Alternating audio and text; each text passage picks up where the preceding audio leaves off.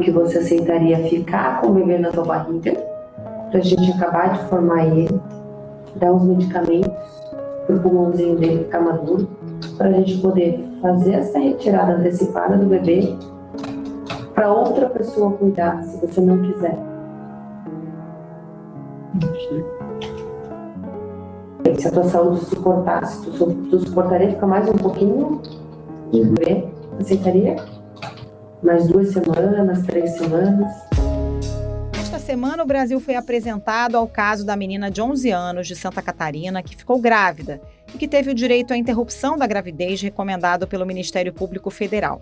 O caso também levantou questionamento sobre a conduta da juíza Joana Ribeiro Zimmer e da promotora Mirela Dutra Alberton, que tentaram impedir a realização do aborto, que só aconteceu na quarta-feira após ampla repercussão do caso. O Ministério Público Federal informou agora há pouco que a menina de 11 anos que foi estuprada em Santa Catarina conseguiu fazer o aborto legal. Entre janeiro de 2021 e fevereiro deste ano, houve 1.823 procedimentos de aborto autorizados por lei no Brasil. Em situações como essa, o aborto não é só excepcionalmente autorizado, como também deve ser oferecido pelo Sistema Único de Saúde. Mas esse episódio levanta ainda outras questões sobre a atuação da Justiça para além da preservação desse direito, especialmente quando se trata de uma criança. Além de toda essa discussão que a gente viu a repórter falando agora desse aborto ser legal, autorizado nesse caso de estupro para uma criança de 11 anos de idade, ele chama atenção também para a atuação da juíza e também da promotora, porque havia ali uma promotora, do Ministério Público, que feriram a lei de escuta protegida. Essa lei 13.431, o que ela diz? Ela basicamente impede o que eles chamam de revitimização da criança que já sofreu violência. Afinal, até que ponto esse tipo de episódio revela a falta de compreensão sobre a lei que permite os casos excepcionais de aborto legal? O que exatamente diz a legislação sobre o tema? E como a justiça precisa se aperfeiçoar para amenizar o sofrimento de mulheres e crianças vítimas de violência? Esses são os temas do Ao Ponto desta sexta-feira. Eu sou Roberto Maltic, estou com a Carolina Moran e nesse episódio conversamos com a promotora de justiça Silvia Chaquian, ex-coordenadora do Grupo de Atuação Especial de Enfrentamento à Violência Doméstica e Familiar contra a Mulher do Ministério Público de São Paulo. Fique com a gente.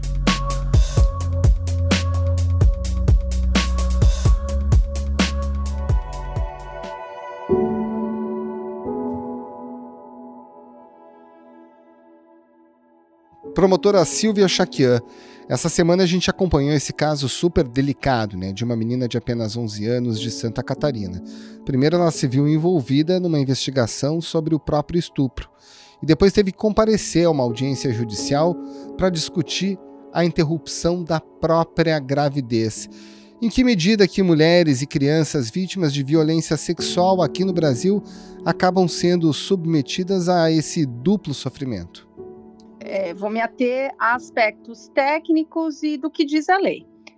A negação de acesso a qualquer vítima de violência sexual ao direito legal de interrupção da gravidez decorrente de estupro é um atentado à dignidade humana e é uma violência institucional também. A desumanização, a gente pode dizer que ela se sofistica e se agrava quando é um braço do Estado que nega essa proteção integral, que nega um direito que é garantido por lei à vítima que já sofreu uma violência extrema, como é o caso da violência sexual.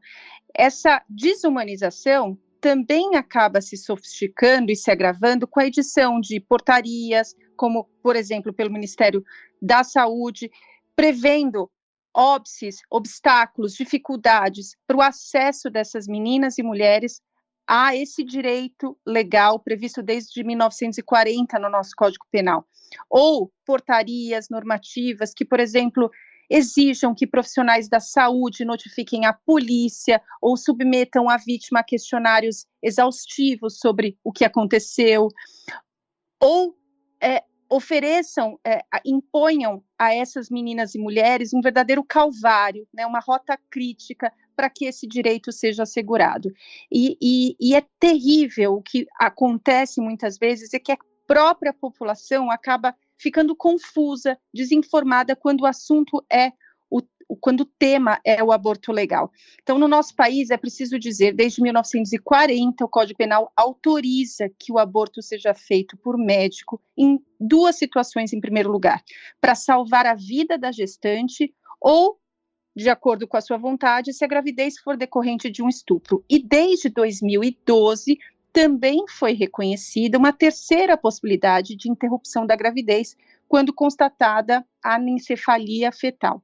Então, nesses 3 casos, não há exigência de boletim de ocorrência e nem mesmo de autorização judicial, porque se reconhece essa condição, digamos assim, peculiar, de medo, angústia, vergonha, culpa, que muitas vezes marca essas vítimas no pós-trauma. Nesse caso da menina de 11 anos, que foi impedida de fazer um aborto legal, a justificativa da equipe de saúde e da juíza do caso foi que a gestação já tinha passado de 20 semanas. Existe realmente alguma previsão legal que limite o tempo de gestação para a realização de um aborto legal? Falando de uma maneira geral, a questão do tempo gestacional tem gerado muita confusão e essa confusão se agrava cada vez em que o Ministério da Saúde divulga uma portaria, uma recomendação. Então é preciso entender que a legislação penal não prevê essa condicionante. Apenas no sistema de saúde, onde o enfoque é clínico, aí sim há normativas e recomendação, a palavra é essa, de qual deve ser o ponto de referência segura para a interrupção, e aí estipulado o tempo de 20, 22 semanas, havendo inclusive margem para mais, porque o tempo, o peso do feto é variável, né? E assim mesmo há muitas normativas, inclusive internacionais, que questionam esse marco. Esse marco inicial, essa referência segura para a interrupção do tempo de gestação. Agora, esse marco não é previsto quando existe o risco para a vida da gestante, como no caso, por exemplo, de uma criança. Segundo a advogada de defesa, a gestação da menina começou entre o fim do ano passado e o começo deste ano, e o crime de estupro foi dentro de casa quando ela tinha 10 anos. Ou mesmo, não existe esse marco quando estamos falando do caso de anencefalia, né? Então, é preciso entender que a lei que garante desde 1940 esse direito da interrupção legal da gravidez em decorrência do estupro ou para salvaguardar a vida da gestante, não faz essa condicionante, não traz essa condicionante do tempo. Também há um equívoco na compreensão de como se dá a opção pela interrupção da gestação em decorrência nessas hipóteses aí de previsão de aborto legal. E aí é importante saber, a Lei 12.845 de 2013, que ficou conhecida como a Lei do Minuto Seguinte, prevê que a vítima de violência sexual tem direito a atendimento emergencial, multidisciplinar, para casos de estupro, por exemplo, o que significa que após a análise, apenas após a análise de compatibilidade da narrativa dela, informação sobre o direito de interrupção legal da gravidez, é que aí a decisão dela será tomada e após a avaliação médica, após orientação psicossocial, porque se tem também um imaginário, uma ideia equivocada de que essas interrupções são feitas de forma sem avaliação, sem orientação da vítima, e um equívoco muito grande de compreensão errada de que as mulheres vão recorrer à interrupção da gravidez como método contraceptivo. Não é o que acontece. Não é o que acontece. Quando a gente ouve, quando a gente escuta o relato dessas vítimas, muitas vítimas traumatizadas em decorrência da violência sexual. Essas meninas e mulheres recorrem a esse direito como forma de não perpetuar mais violência, como forma de minimizar as consequências terríveis da violência sexual. E quando a gente fala dos equipamentos de saúde, não há justificativa para negativa de atendimento. Por aqueles que têm serviço de ginecologia, obstetrícia, ainda que algum médico possa se recusar a fazer o procedimento, alegando, como já foi amplamente divulgado, a tal da objeção de consciência, e que geralmente tem fundamento religioso, mas a gente precisa entender que essa alegação de objeção de consciência tem limitação no próprio Código de Ética Médica, não pode ser invocada se a situação é de emergência, por exemplo, ou quando naquele município, naquele lugar, não tem outro médico para sua substituição, porque a recusa aí, que é uma questão de foro individual, é do profissional e não pode significar negativa de atendimento pelo serviço de saúde, né? Então, existe esse receio de que meninas e mulheres vão recorrer ao aborto como método contraceptivo, mas não é o que revela o cotidiano. Elas fazem como forma de não perpetuar mais violência, né? Doutora, vamos falar um pouquinho de escuta, né? E da forma de ouvir essas meninas. No caso de Santa Catarina, o que a gente já sabe agora, o autor tem 13 anos, ambos são inimputáveis. Agora, a juíza chegou a perguntar para a vítima se o pai da criança aceitaria encaminhá-la para adoção.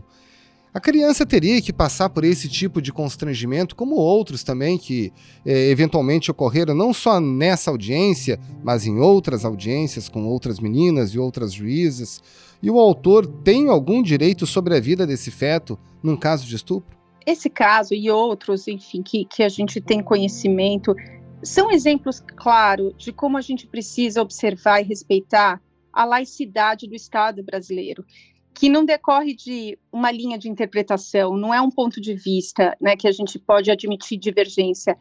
A laicidade do Estado, a questão do Estado laico, é claro na nossa Constituição, está prevista no artigo 5º, inciso 4º, né, a liberdade de consciência e de crença como direito fundamental, mas a separação também do Estado e Igreja, expressa no artigo 19, inciso 1º, que veda e que prevê, aliás, exige uma neutralidade do Estado como condição, não só para que todas as religiões sejam respeitadas, mas também para que o Estado não possa ser governado e nem as suas instituições possam atuar com base em determinada crença. Então, é proibido que dogmas religiosos orientem e fundamentem leis, ações, políticas públicas, e a gente sabe, claro, que integrantes dos poderes, poder legislativo, executivo, do poder judiciário, nas suas diversas instituições, podem trazer consigo concepções de mundo que muitas vezes são orientadas por valores religiosos, mas em absoluto as crenças pessoais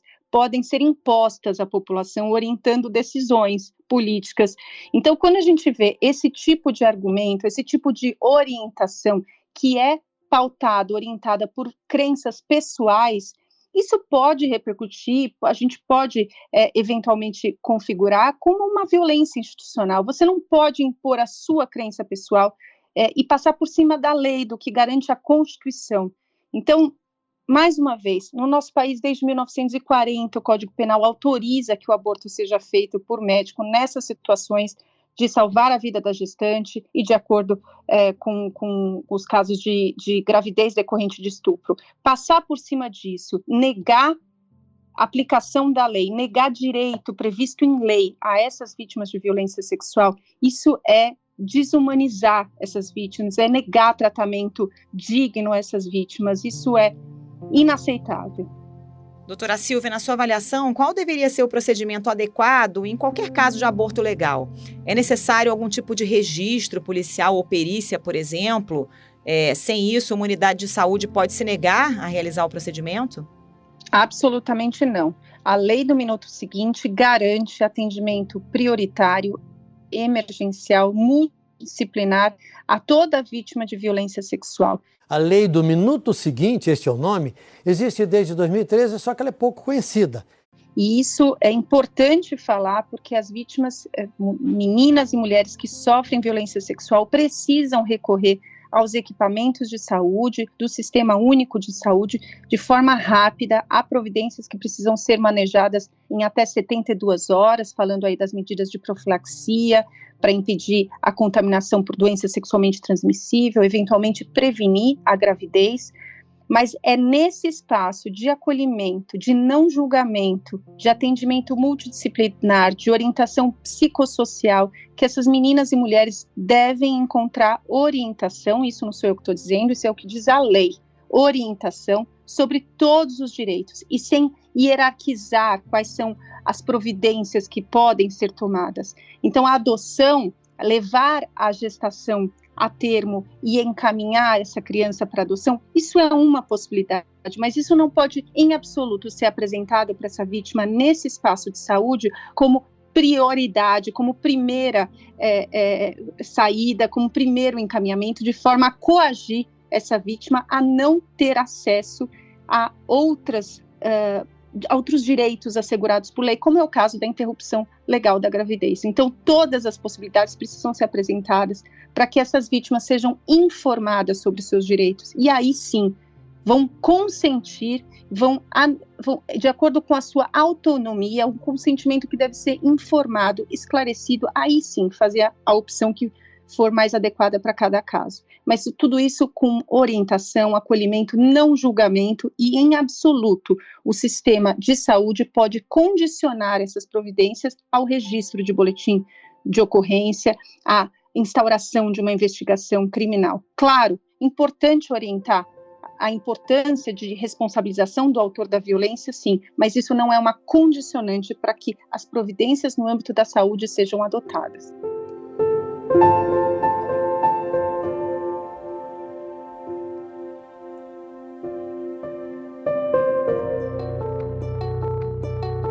A obrigação de cada um desses entes que fazem essa rede de proteção de mulheres e meninas estupradas vítimas de violência sexual está bem clara na avaliação da senhora, considerando a sua experiência pessoal nos estados, nas cidades do Brasil. Isso está bem clarificado? Absolutamente não. A gente precisa avançar e muito. Primeiro, com normativas adequadas, que não causem confusão, né, e falta de informação, não só da população, mas dos próprios agentes, dos profissionais de saúde, né? E é preciso capacitação, é preciso compreensão de todos esses direitos, compreensão da importância de garantir a essas meninas e mulheres o acesso a esses direitos, e a gente ainda tem muito que avançar nesse aspecto, muito. O Ministério da Saúde distribuiu às unidades do país uma cartilha com orientações sobre o atendimento em casos de aborto. Esse documento diz que todo aborto é crime e deve ser objeto de investigação pelas autoridades policiais. Isso é verdade?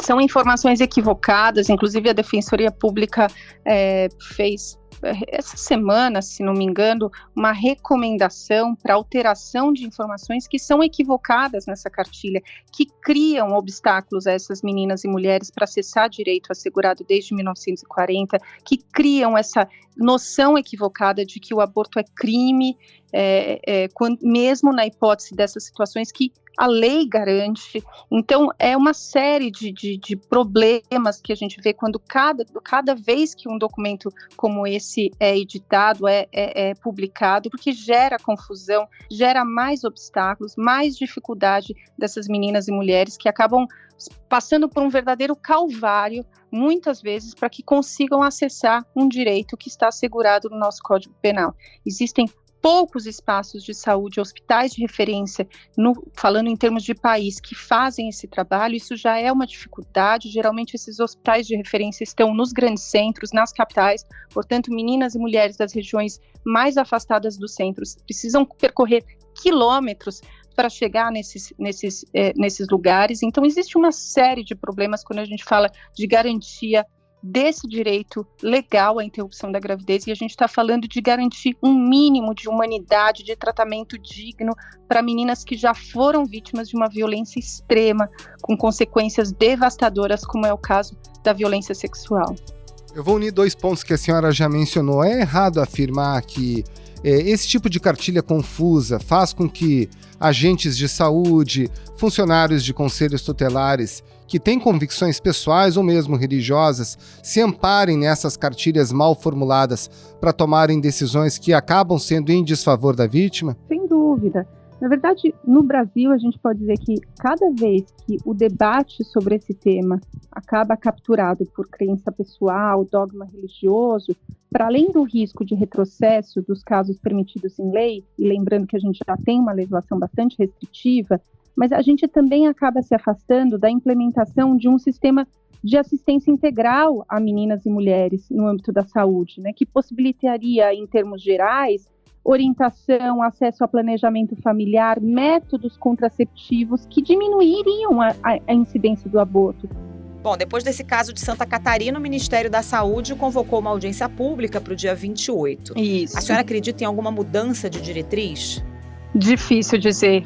Ainda não sei. Acho que a gente precisa de muitas, né, que sejam realizadas muitas audiências públicas, que esse debate seja trabalhado na sociedade com escuta ampla de especialistas, de juristas, de pessoas que estão na linha de frente, de cuidado dos espaços de saúde dessas meninas e mulheres, escuta da sociedade civil, escuta das meninas e mulheres, né, sobre o que a gente precisa entender o que é a rota crítica percorrida por essas meninas e mulheres nesses espaços para conseguir concretizar, executar, né, fazer valer um direito assegurado por lei, a dificuldade, o calvário que é para essas meninas, tudo isso precisa ser considerado.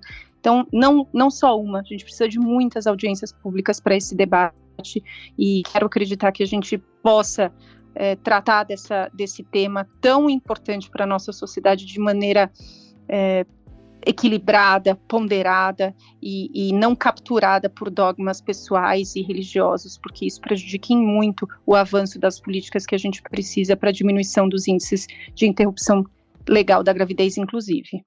Dados de uma ONG especializada mostram que na América Latina e no Caribe, em 80% dos casos de estupro e de violência sexual em meninas e adolescentes, a idade das vítimas varia entre 10 e 14 anos. Eu enxergo uma possibilidade de mudança de percepção da sociedade sobre o tema do aborto a partir de mais informação, porque hoje a nossa sociedade não tem informação sobre como se dá a interrupção da gravidez, qual é a situação dessas meninas e mulheres quando procuram esse serviço, como são os índices de violência sexual no nosso país, quem são os autores dessa violência sexual, que geralmente são pessoas do convívio dessas meninas e mulheres, que são pessoas que moram, que são parentes, pai, padrasto, tio, e que estão submetendo meninas muito novas a abuso sexual dentro de casa, muitas vezes. Então, é preciso um maior amadurecimento da sociedade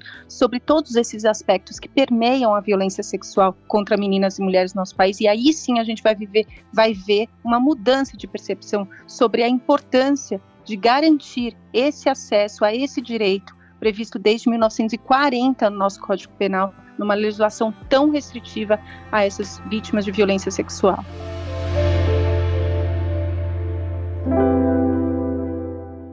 Silvia Chaquian, muito obrigada pela sua participação. Bom trabalho para a senhora. Obrigado, promotora. Um abraço. Eu que agradeço. Obrigada.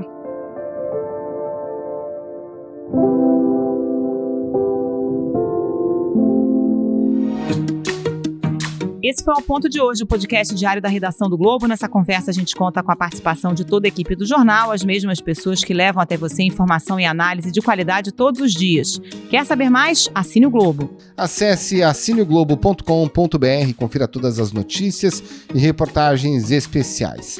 A produção foi da Roberta de Souza e a edição do Luan Oliveira. Tchau. Até mais.